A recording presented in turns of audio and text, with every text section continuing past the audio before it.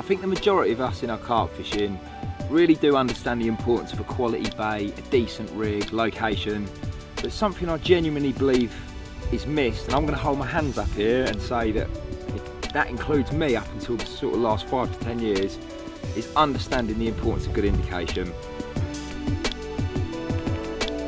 As a carp angler, as I say, I hold my hands up, I got sucked into this almost stereotypical textbook kind of way of using my bite alarm as a screamer detector. I was just waiting for it to scream off, you know, using the lead and a sharp hook to hook the fish and, yeah, catching a few carp along the way. And it wasn't really until I joined Nash about 10 years ago, but more importantly spent a great deal of time with Kev and importantly fishing with him, that I really started to understand the error of my ways and just how important good indication is in your angling. Ask yourself this question, guys: how many times have you been carp fishing and had to endure a lot of beeps coming from your bite alarm?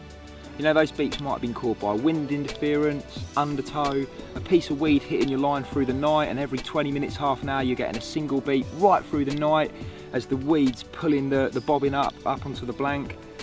All of those beeps, we don't need to hear, we don't need to know about them. They're cluttering the mind and they're not allowing you to focus on what's truly going on out there. And we need to start using our bite alarms and our bobbins as indicators as to what's actually going on out there to try and catch more fish. And I think when I first got to know Kev, that was his big bee in his bonnet, you know.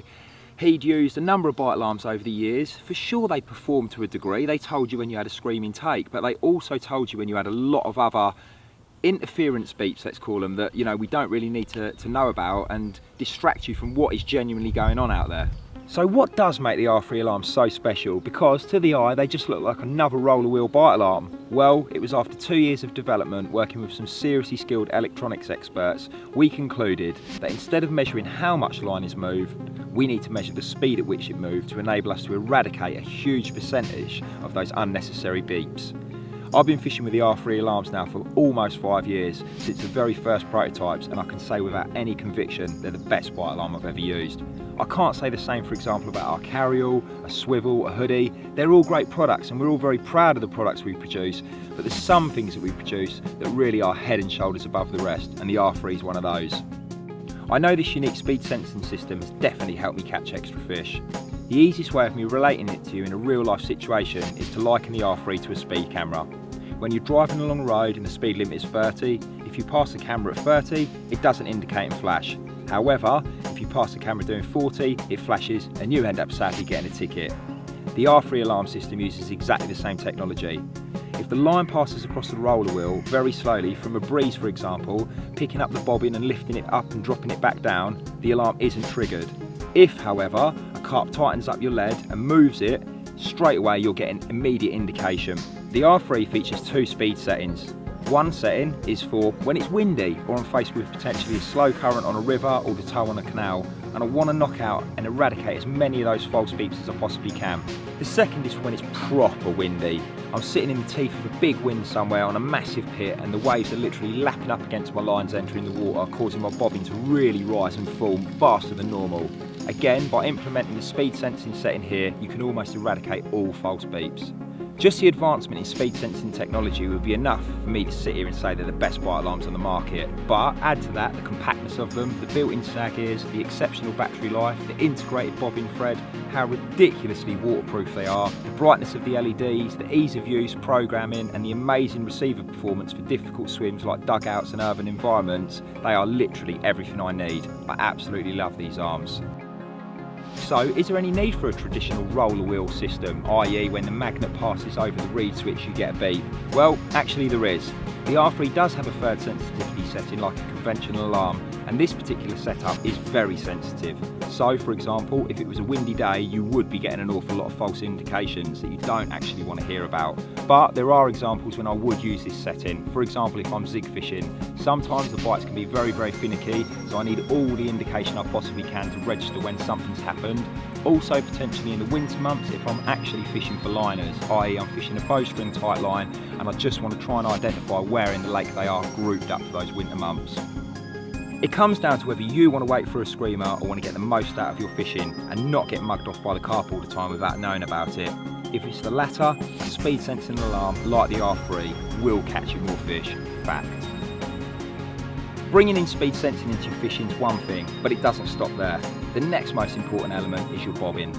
Like it or not, at certain ranges you need a significant weight in a bobbin or indicator to register a drop back, and with roller wheel alarms you also need bobbins of a reasonable weight to tension the line and prevent it sliding across the wheel. I used to think that so many different bobbin size, add-on weights being available was a bit over the top, but I'm now absolutely converted to the importance of tuning indication and varying not just the weight of the bobbin but the tension in the line. If you're one of these carpers with one set of bobbins that you use everywhere, your indication really could be improved upon. One easy solution is a variable weight swing arm. Like our slaphead strong arms loaded, for example, you can just slide the drag weight to change your indication and thus the tension on your line to suit the swim, range, conditions, etc. The other benefit of using an arm type indicator bobbin as opposed to one on a cord or a chain, for example, is that you also won't get any interference from a bobbin being blown side to side in windy conditions.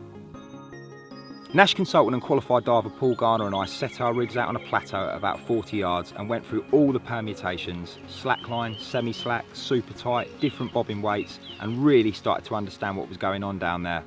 Be under no illusion, slacklines do give pretty bad indication. Even at short range we could lift the rig and move it 3 or 4 feet in any direction. A true slackline gave almost no indication at all. Do you really want that much movement in your setup without knowing about it? Me, I'd 100% want to know as soon as I've been picked up, so I'm confident that the fish are out there, I'm on them, and my indication is telling me about it. For venues like commercials, estate lakes, venues that are flat, where the topography is quite predictable, I'll always pick back leads over a slackline every time and put some tension into my setup. A point that also needs to be noted is that even with a tight line, there's still a significant amount of line laying on the bottom around your rig, especially when you're fishing quite far out and in shallow water of say 1 to 2 metres. It's also worth me mentioning here about the wasp indicator. It's been relaunched, I've had the benefit of being able to test it for the last 18 months, and for sure, again, it's brought a lot of benefits to my angling. It features a spring-loaded ratchet system that allows you to really crank it up and put tension under your main line. For example, when you're fishing, again with the zigs, potentially any far bank margins, using methods like the washing line where drop back bites are essential, it really has brought another dimension to my angling. So to sum up that part, at the end of the day guys, there is a time and a place for slacklining, semi-slacklining and of course tight lining. You just need to evaluate the fishing situation you're in and make the right call on the day, remembering the importance of good indication.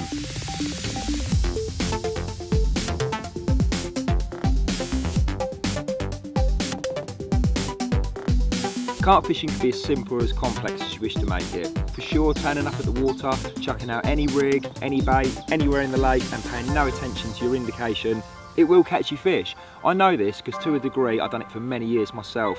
Having now seen the light and really paying attention to detail with things like the speed sensing, the right bobbin choice, tension on the main line and utilising things like the blowout tube, they have caught me extra fish, I can guarantee you that. And I think if you want to be top rod on your water, you want to catch a particular target fish, paying attention to detail on this sort of subject matter, it will stand you in really good stead.